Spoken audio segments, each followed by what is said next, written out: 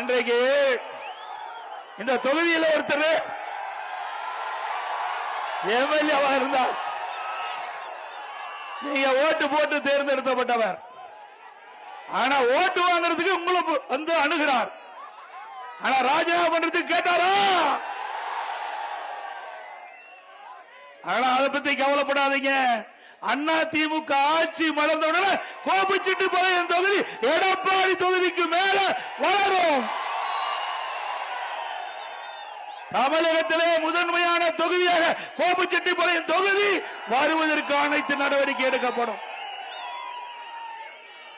உங்களுக்கு நன்றாக தெரியும், இந்த கோபிச்செட்டிப்பாளையம் சட்டமன்ற தொகுதி விவசாய பிரிவு மக்கள் நிறைந்த தொகுதி.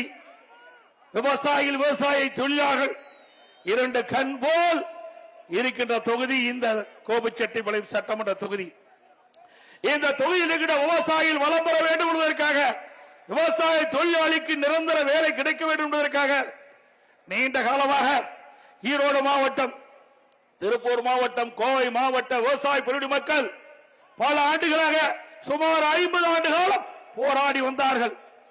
அந்த போராட்டத்துக்கு தீர்வு காண்கின்ற விதமாக அனைத்து இந்திய அண்ணா திராவிட முன்னேற்ற கழக அரசுகின்ற பொழுது நான் முதலமைச்சர் இருந்த காலகட்டத்தில் 50 ஆண்டு கால கோரிக்கையை உங்களுடைய கனவு திட்டமான அத்திக்கடவு அவனாசி திட்டத்தை நான் கொண்டு வந்து நிறைவேற்றிக் கொடுத்தேன்.